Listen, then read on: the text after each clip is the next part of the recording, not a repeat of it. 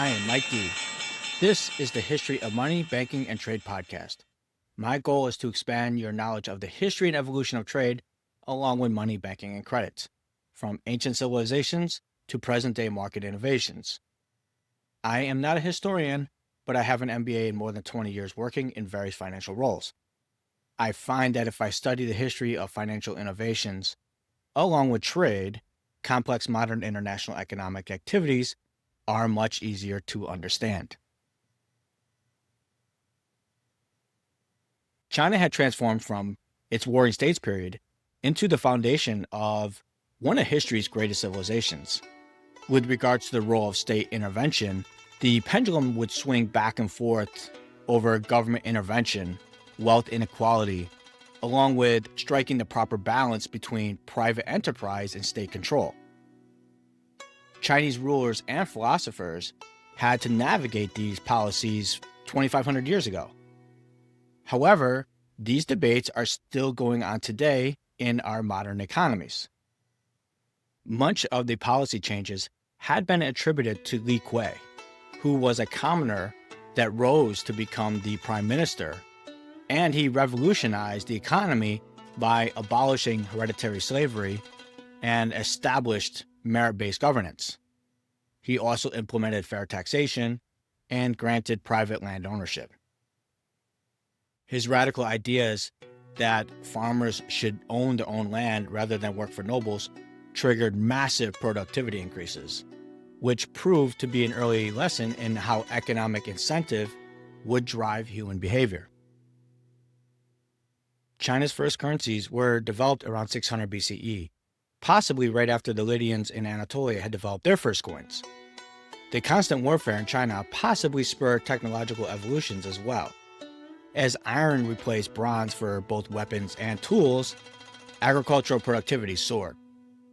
The standardization of weights, measurements, and languages, and even carriage axle widths under the Qin dynasty created efficiencies that modern economies still strive for today. Everything changed with Emperor Wu's controversial state monopolies on salt and iron production, which transformed China into what economists might recognize as the world's first mercantilist state. His conquests secured the legendary Silk Road trade routes that would connect China with Persia, and eventually down the road it would be connected to Rome, creating a global network that reshaped global commerce for centuries. Yet, his policies also accelerated wealth inequality, something that nearly every advanced economy will grapple with going forward. Mainly, what is the proper role with government in economic affairs?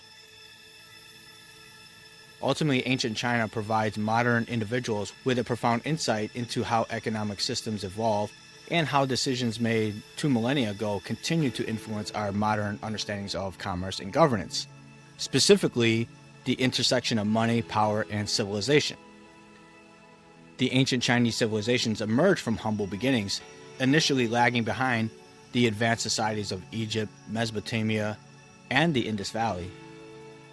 While these early cultures were constructing monumental architecture, developing complex writing systems, and engaging in long-distance trade, China's Neolithic communities were still in the process of settling along the Yellow and Yangtze rivers.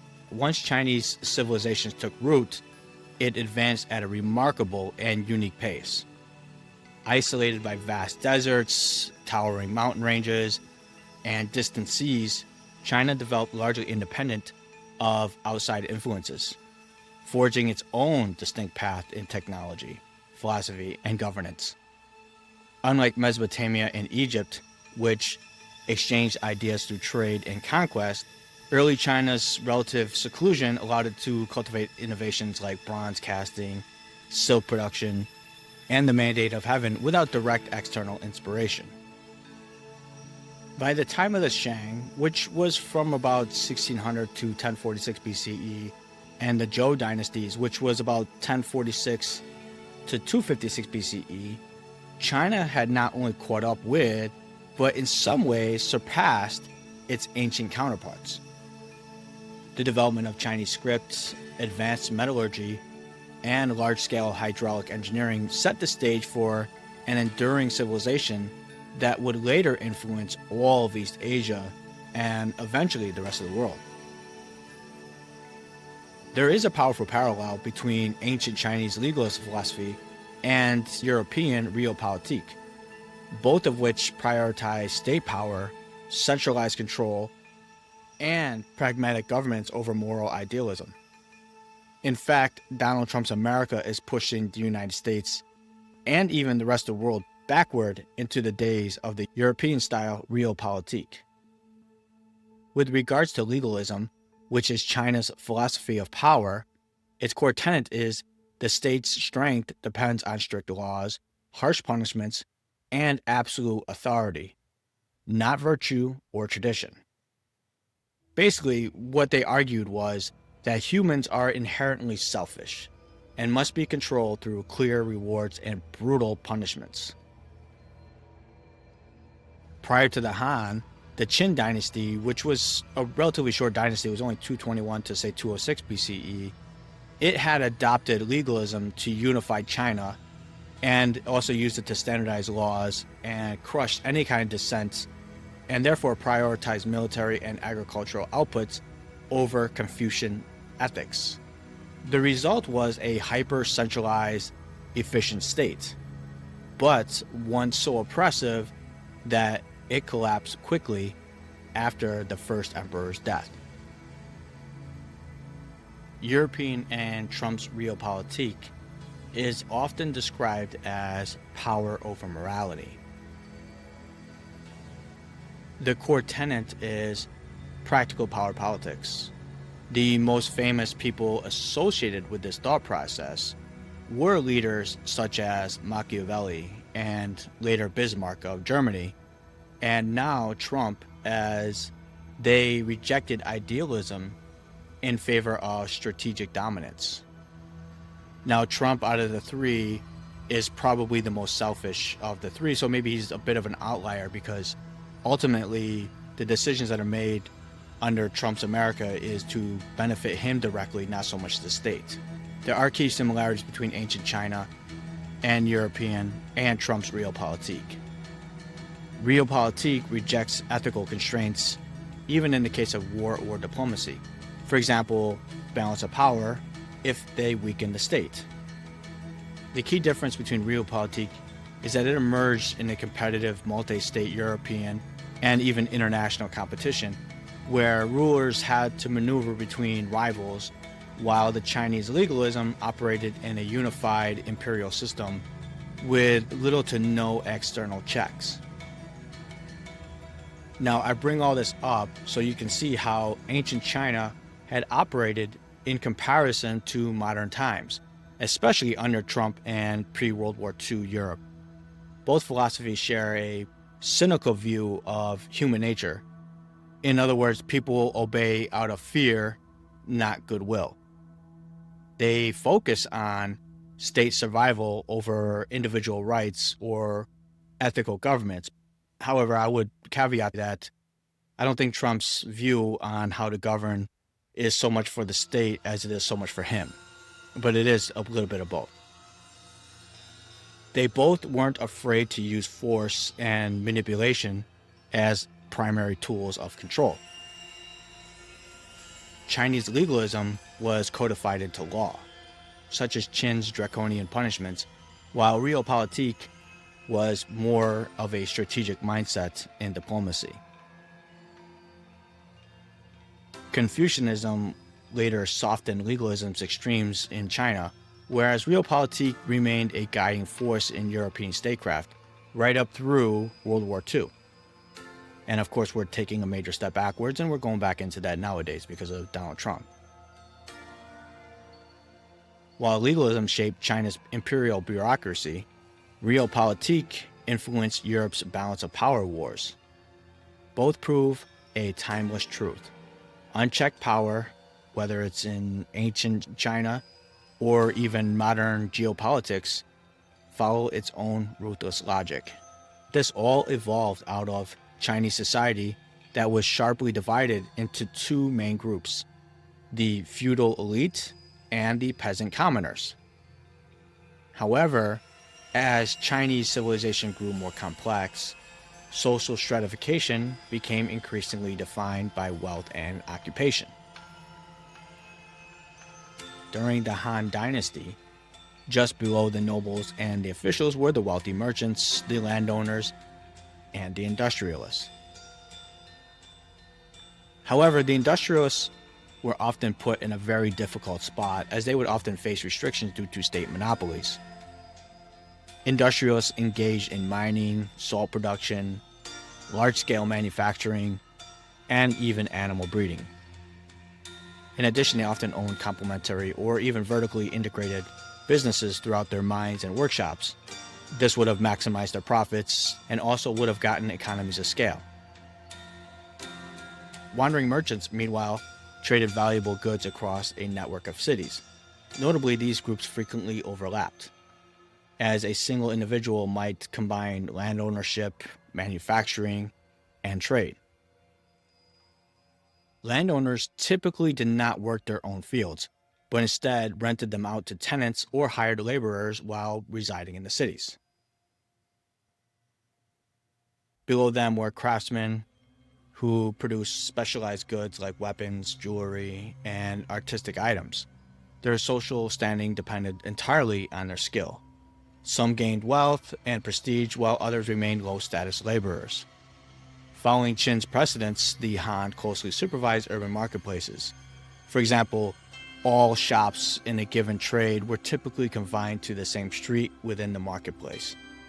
The officials signaled the opening and closing hours by striking a great drum mounted on the watchtower at the center of the marketplace. It was sort of like an ancient version of the New York Stock Exchange, with its opening and closing bells. Local traders and small merchants occupied a lower rung, often despised by the gentry, and were often legally marginalized. In some cases, they were forced to wear distinct clothing to signify their inferior status. Farmers and peasants who worked the land were viewed with respect by the elites for their humble yet essential labor. However, few actually owned their own fields. In fact, many were tenant farmers renting land from the wealthy landowners. Farmers made up roughly 90% of the population. They formed the foundation of the economy. Therefore, natural disasters that devastated their livelihoods could cripple the entire nation and severely destabilize the entire kingdom. Additionally, they were the primary source of conscription. They would have supplied the military recruits and a corvée labor force, which were unpaid workers obligated to serve their feudal lords. This idea of corvée labor was very popular in Egypt, as this was a means to pay taxes. So in other words, in Egypt, one could pay the state not with coin or wheat, but instead with labor. Of course, in Egypt, coinage didn't really become part of the economy until the Greek Ptolemies took over. The use of corvée labor probably has led people to believe that Egyptians used significant slave labor when slavery played a minor role in society. So in other words, people saw people who were working for the pharaoh to pay off taxes and assumed that was slavery, but technically it really wasn't. And speaking of slavery, at the very bottom of Chinese society were the slaves, who were divided into two main categories: the state slaves and private slaves. Most slaves became so through debt bondage or as prisoners of war. However, they never constituted a significant portion of the population, possibly no more than 1%, and thus did not play a vital role in the economy.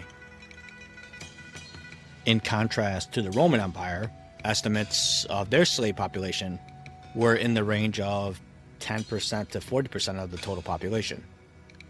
Some estimates suggest that at the peak of its empire, particularly in Italy, the slave population could have been roughly 30 to 40%. Others indicate that across the empire, the percentage of Roman slaves was closer to 10 to 15%. During the Han Dynasty, the morality of slavery came into question. Therefore, slavery was briefly abolished. Additionally, laws were enacted to protect slaves, prohibiting owners, even vassal kings and nobles, from killing them. Despite these reforms, children born to slaves remained enslaved, perpetuating the system across generations. Chinese society was also shaped by a horizontal division into powerful clans. Officials at all levels frequently promoted and assisted their kin, allowing certain lineages to amass significant influence, sometimes even challenging imperial authority. This system fostered widespread corruption and nepotism within the administration. Additionally, it was the local clans that often served as the source of rebellions and ultimately undermined central control. The imperial government understood this all too well as they struggled to curb their power because the clan system was deeply embedded in Confucius traditions, making it a fundamental and unchallengeable social institution. Now, I know it may be hard to believe, but people in ancient China knew how to have fun and even played a game that is the most popular sport played globally to this very day. Guju, an ancient Chinese ball game that was recognized by FIFA as the earliest form of football in history, or soccer here in the United States. Guju dates back to the Warring States period, which was roughly from 475 to 221 BCE, and became especially popular during the Han Dynasty, which ran from 206 BCE to 220 CE. And then later on, it would become popular again during the Tang Dynasties, which was from about 618 to 907 CE.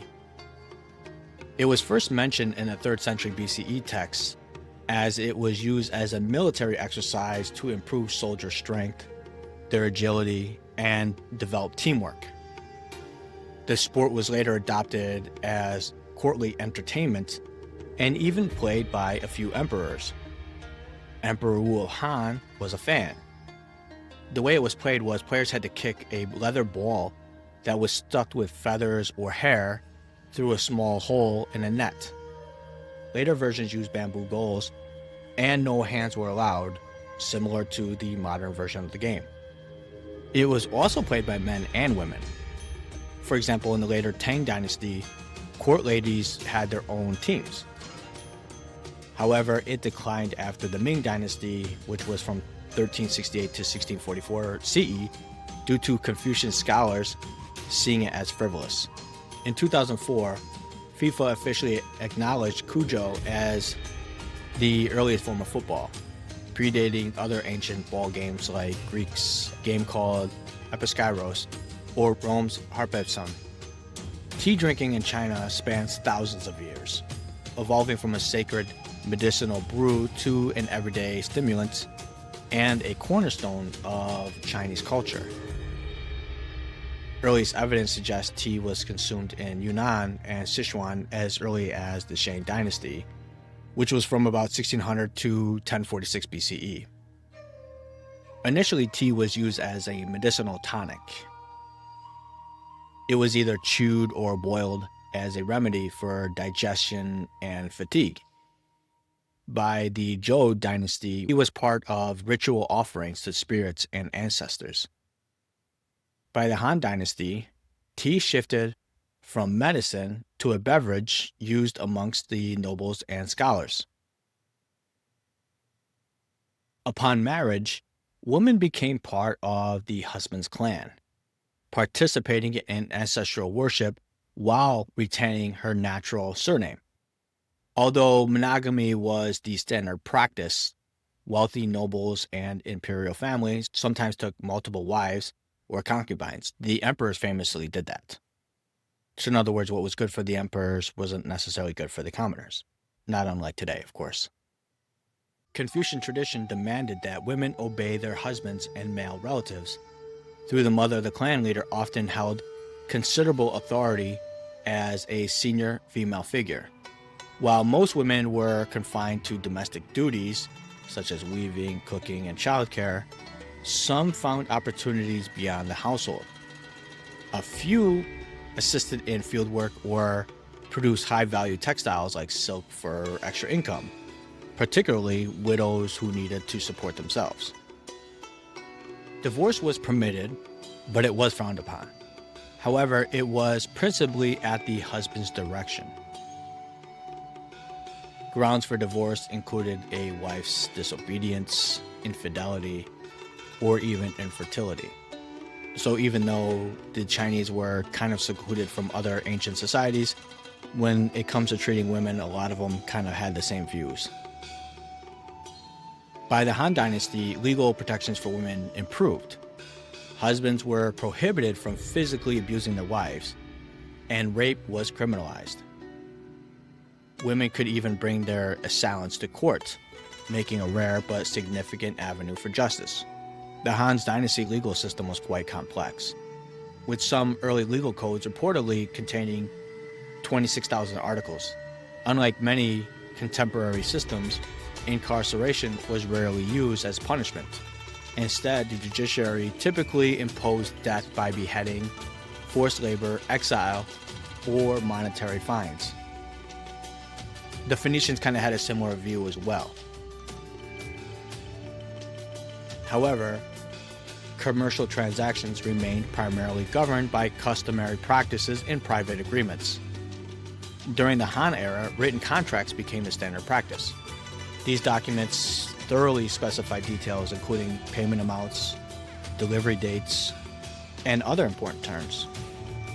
Such contractual formalizations significantly enhanced trade and made it more secure and reliable, and ultimately contributed substantially to the dynasty's economic growth. Overall, having a strong legal code in any society, especially ancient ones, allowed for the Han Dynasty's economy to expand greatly, even though the state controlled many of the sectors. Therefore, the strong economy allowed for the feudal nobles to transform themselves into a class of scholarly gentry. The wealthy elite of China's Han Dynasty devoted their leisure time to scholarship, just like Renaissance Europe's aristocratic class. Unlike Renaissance Europe's private patronage, Han scholarship was tightly linked to the state bureaucracy. The wealthy, especially the landowners and officials, pursued classical studies, particularly Confucianism, which was passed to civil service exams, which allowed people to secure government positions. Emperor Wu, who ruled from 141 to 87 BCE, institutionalized Confucianism learning. As a result, intellectual salons emerged among the wealthy elites, where they would discuss Confucianism, Taoism, and legalism. If you're comparing this to Renaissance Europe, they were more politically charged than the humanist discussions in Europe. Since the wealthy had more time and resources, they were able to fund innovations such as papermaking and even astronomical instruments. But there were some key differences between Renaissance Europe and Han China. The primary motivation for the Han was state service and political legitimacy, whereas the primary motivation for Renaissance Europe was individual glory and artistic patronage. The institutional focus for the Han was government exams and bureaucratic advancement, whereas in Renaissance Europe, it was for independent academies and universities. The scholarly output for the Han was for its histories, its commentaries, and of course for statecraft. Whereas in Renaissance Europe, scholarship revolved around original treatises, art, and literature, and of course rediscovering ancient writings from the Greeks and Romans. Social mobility during the Han was meritocratic through exams, but usually for the elites, whereas in Renaissance Europe, social mobility was patronage driven, usually from the rising merchant class. There are a lot of similarities, of course. Both elites used scholarship to assert status. Han intellectuals through bureaucratic rank, whereas in Renaissance Europe, the Renaissance nobles were through cultural refinement. Both elites used scholarship to assert status. Han intellectuals through bureaucratic rank, Renaissance nobles through cultural refinement. Textual revival occurred in both. The Han scholars reconstructed burned Confucian texts, while the Europeans were rediscovering Greek and Roman works. Wealthy women in both eras were limited, but there were occasional contributions, despite all the roadblocks. While both groups leveraged wealth, the Han's elite scholarship was state-centric and utilitarian, whereas Renaissance patrons embraced individualistic and artistic expressions. The Han system reinforced centralized order, while the Renaissance decentralized patronage spurred diverse innovations. The education system in Imperial China was a system that was based on privilege and preparation. The Han Dynasty's social hierarchy played a major role in its formal educational system. There was a blend of private instruction with state-sponsored learning. Just like in our modern society, private educational schools were operated whereas they educated students in exchange for substantial tuition fees, making such learning accessible primarily to affluent families. As imperial administration grew more complex, local governments, which were the commanderies, established public schools to train future officials. The pinnacle of education was the Imperial University in the capital, which was reserved for the nation's most promising scholars. Admission required recommendations from high-ranking officials, which would ensure that only the elites or the exceptionally talented gained entry. It's not unlike the Ivies in the United States, or even Oxford and Cambridge in the UK, or the Indian Institute of Technology, just to name a few. In those particular schools, they're the elites of the elite, and generally speaking, the majority of the population that's going to get into those schools come from elite backgrounds because they have the private education and all the resources to get them there. Not to say that they didn't work hard to get into those great schools, but the fact of the matter is someone that comes from a wealthy background has a much better chance of getting into those schools than someone that comes from a working class background. These public institutions in China were overseen by a central minister. So, for example, the Imperial University focused on Confucius philosophy, law, mathematics, and writing, subjects essential for civil servants. Graduates were groomed for high-ranking positions in the central bureaucracy, which would have reinforced the link between education and political power. Now, just to reiterate, educational opportunities were almost exclusively limited to wealthy young men and systematically excluded the poor and women. Furthermore, clan and familial connections also ordained one's access to schooling and career advancement, embedding education within the broader structure of social status. The earliest writing systems can be traced back to Sumer in southern Mesopotamia. Their script, known as cuneiform, originally developed anywhere from 32 to 3500 BCE. It was initially developed for practical purposes, primarily to manage complex economic transactions. It was used for record keeping and administrative functions in a society that had growing agriculture and trade. The precise origins of Chinese writing systems remain shrouded in mystery. The earliest confirmed examples date back to the 13th century BCE Shang dynasty's oracle bones. However, it appears that writing had already been developed centuries prior. Chinese script wasn't developed specifically for trade. Instead, it was mainly used for divination rituals where Questions were inscribed on animal bones and turtle shells to seek guidance from ancestors or deities on matters such as the royal family affairs, military campaigns, and of course agriculture. Over time, these primitive signs evolved into a logographic system where characters represented entire words or concepts.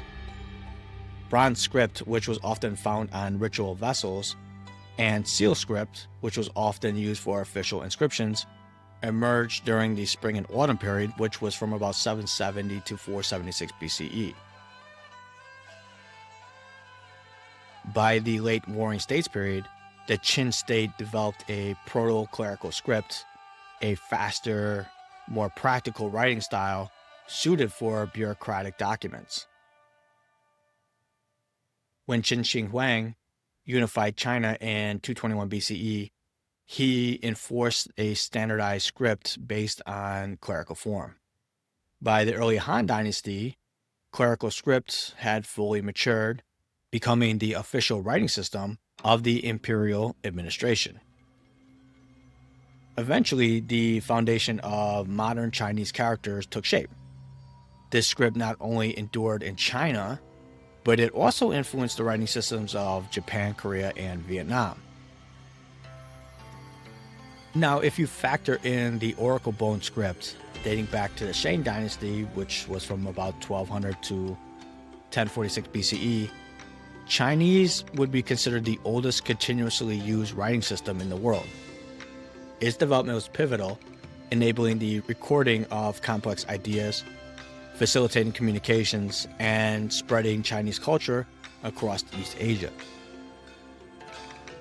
Cuneiform writing might be the oldest writing system, but it became completely extinct by the 1st century CE.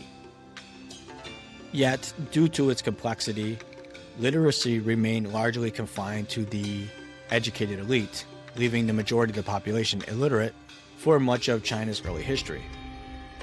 Despite this, the writing system's endurance and adaptability cemented its role as one of humanity's most significant intellectual achievements. This was the genius behind the Phoenician alphabet, for example, in that it was developed around the 11th century BCE because it was much simpler, and therefore even the illiterate could kind of understand some of the text. So that's really the main difference between our modern alphabet versus the Chinese script, where our modern alphabet was developed originally from the Phoenician alphabet and it was adapted by the Greeks, and then that was really adapted throughout the Europeans.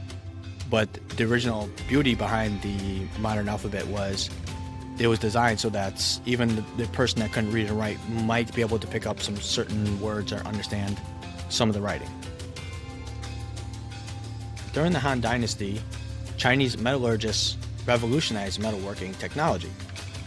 Initially, the Chinese used blast furnaces to smelt iron ore into unrefined pig iron. However, they later developed much more efficient furnaces which turned low-grade iron into higher quality cast iron. This technology would not be developed in Europe until the French developed it in the 18th century. By 300 BCE, the Chinese discovered that introducing excess air into the furnace could further refine the iron, producing raw iron, which was stronger and more malleable. This innovation rendered bronze obsolete for most practical uses.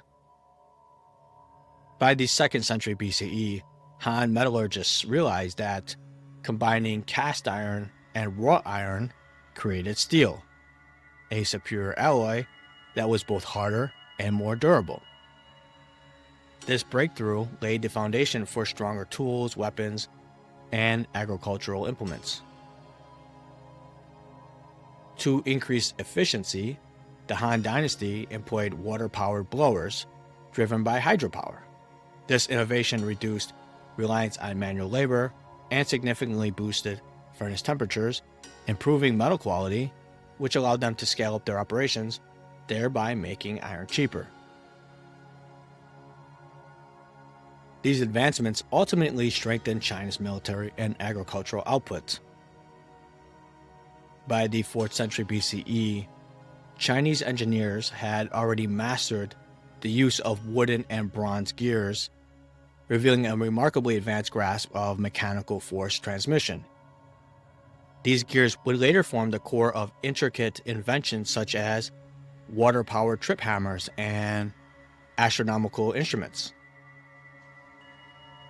Among China's earliest mechanical innovations was the belt drive, which was developed in the 1st century BCE. This system used flexible belts to link rotating shafts, enabling efficient power transfer between them. Its first recorded use appeared in the quilling machines, which wound fine silk threads into spools. An early example of engineering ingenuity serving the needs of the textile manufacturing sector. By 132 BCE, Zhang Hang invented the world's first seismograph. This device made of bronze could detect distant earthquakes. By the 2nd century CE, Chinese astronomers had cataloged over 2,500 stars and mapped 120 constellations. They had correctly theorized that the moon and the planets merely reflected sunlight, while the sun emitted its own light. They also recognized celestial bodies as spherical objects, challenging earlier flat Earth misconceptions, which for some crazy reason is making a comeback in the United States. Chinese engineers discovered deep borehole drilling during the Han Dynasty. They used a method where a draft animal would rotate the drill while laborers would jump on top of it to drive it downward. And as such, they achieved depths of up to 600 meters or about 2,000 feet. No other society was even coming close to drilling this far down at the time. These narrow shafts were primarily used to extract brine, a concentrated saltwater solution, which was then boiled to produce salt. While drilling for brine, Chinese miners accidentally discovered natural gas deposits. By 500 BCE, they constructed bamboo pipelines to transport the gas and used it to evaporate brine for salt production and for boiling seawater to produce drinking water. By the 1st century BCE, they had also begun to utilize unrefined crude oil. Therefore, it appears that the Chinese were the first society to develop the use of fossil fuels. And therefore, they had developed a fossil fuel market. Also, the Han Dynasty had developed the use of negative numbers, while the Greco-Roman mathematicians dismissed negative values entirely. The Chinese embraced them as a valid mathematical solution for certain equations and problems.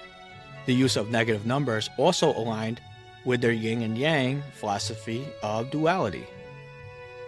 Their pi calculation correctly approximated it as 3.14. In addition, they independently discovered what became known as Pythagorean theorem, which proved the relationship between right-angled triangle sides. During Emperor Wu's reign, expansion of sturdy iron tools and more intensive farming techniques produced a steady growth in agricultural production and population. Cropping patterns and food consumption underwent the most monumental transformation since the Neolithic era. Millet remained the essential crop, but cultivation of wheat and barley spread in the north, while rice spread in the south. Wheat needed more inputs as it depended on irrigation more so than millet did in the Central Plain. Therefore, during Emperor Wu's reign, the state funded numerous irrigation projects in the Guangdong region. Officials also promoted the cultivation of wheat, which yielded twice as much grain per acre as millet. The spread of wheat largely came at the expense of soybeans, which were a long staple food in North China. Additionally, other legumes had declined from about 25% in the Eastern Zhou to about 8% in the Han. Chinese diet was also augmented by new crops such as watermelon, cucumber, garlic, pepper, sesame, grapes, and alfalfa, which was introduced to China via the Central Asian trade routes. In the Han period, the south of China had the opposite problem, and they were more focused on keeping water out. Therefore, they weren't concerned with the irrigation projects as much as they wanted to build seawalls to protect farmland in the coastal areas from flooding by seawater.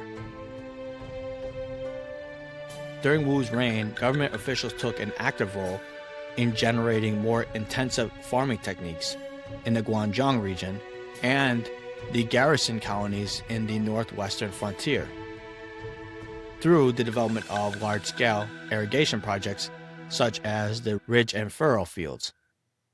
Furrows help drain excessive water from the field, which would have prevented waterlogging of certain crops. The ridges provided better aeration for plant roots.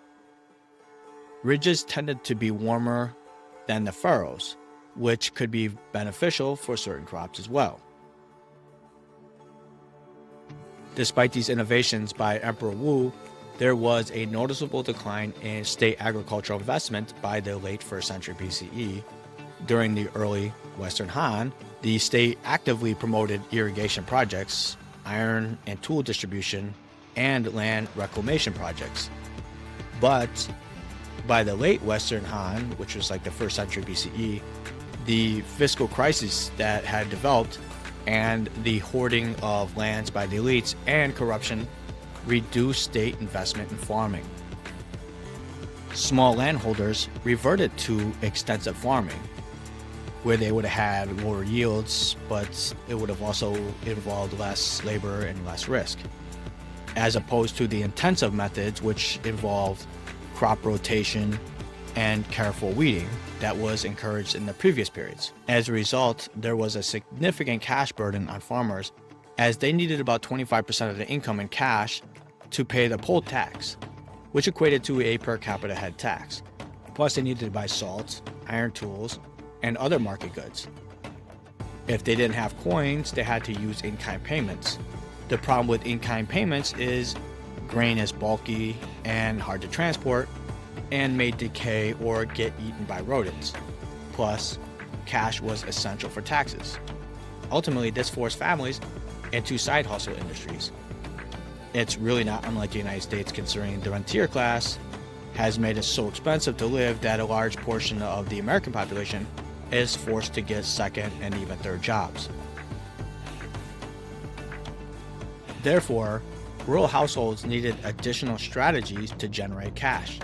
A natural split occurred between genders. Women's work generally included silk production, which included raising silkworms in the spring and summer. The reason this turned into female tasks was this was conflicting with the peak farming labor that was needed.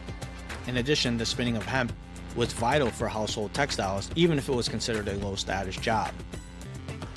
Although labor-intensive, reeling silk proved to be a great source of excess income for the family. Men's work typically included plowing, harvesting, and tool making. Weaving could be a shared task between men and women, especially when producing higher value cloth when there was sufficient market demand. Han records show cloth was substituted for cash taxes, in large part because it was often used to clothe the military. The reason being was the Han armies required enormous amounts of cloth supplies. Soldiers typically required 2 to 3 bolts of cloth per year for their uniforms. Plus, tents, sacks, and banners were made of hemp or even silk. A farming household's tax quota might require 20 to 30 bolts of cloth per year.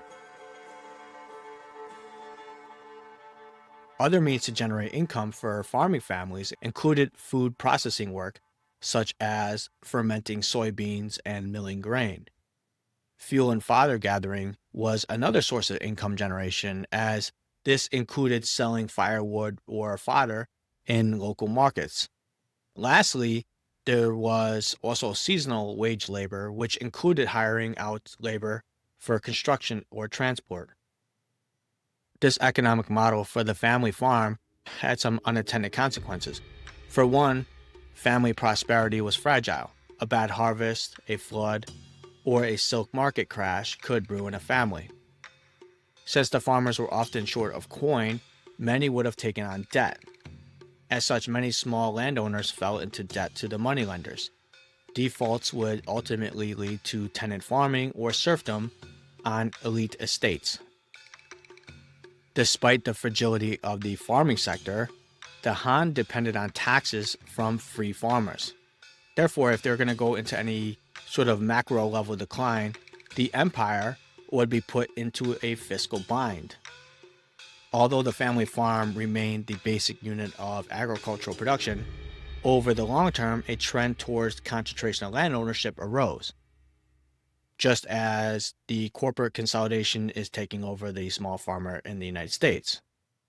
However, unlike ancient China, Americans have a much wider array to generate wages, as the US doesn't depend on the farmer to shore up its tax base.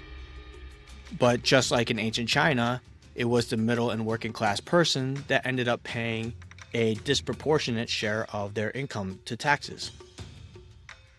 Despite Emperor Wu's aggressive measures to curb land concentration, powerful elites consistently circumvented reforms, leading to a persistent growth of a latifundia-style estate, which was just like the large agricultural landholdings in ancient Rome.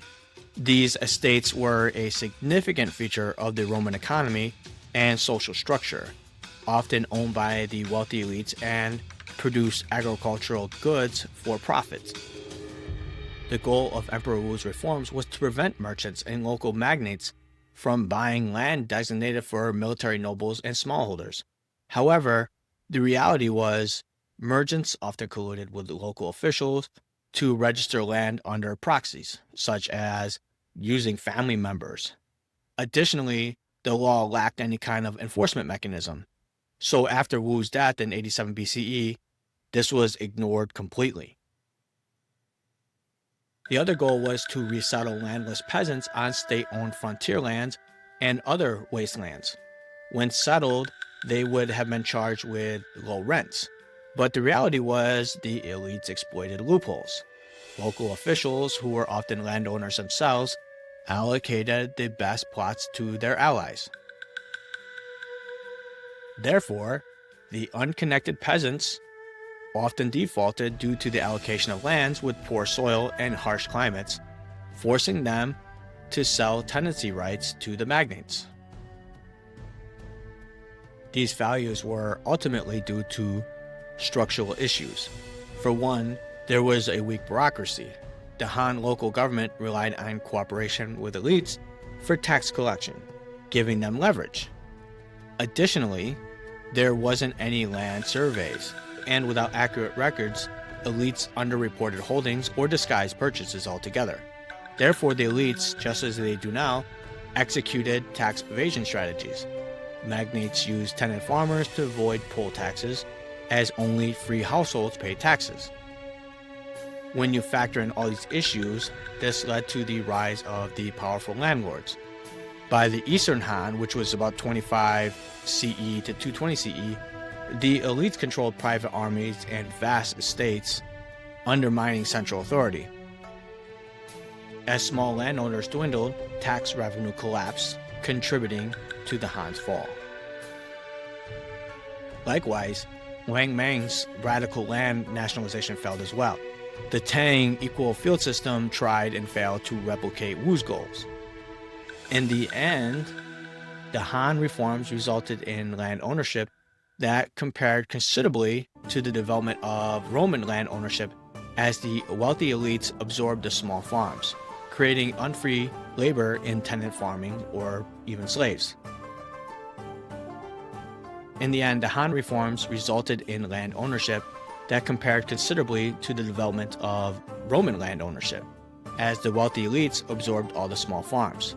This created unfree labor in the tenant farmer or slave mechanism. The major difference was Rome relied on war captives as slaves, while the Han elites exploited debt bondage. In the end, the Han society experienced extreme gaps in wealth between the average family and the elites. I want to thank you for taking your time to listen or watch this episode. If you like what you hear and want to donate to the show, you can visit us at patreon.com/history of money, bank, and trade, or you can visit our website at moneybankandtrade.com. Thank you very much. Talk to you soon.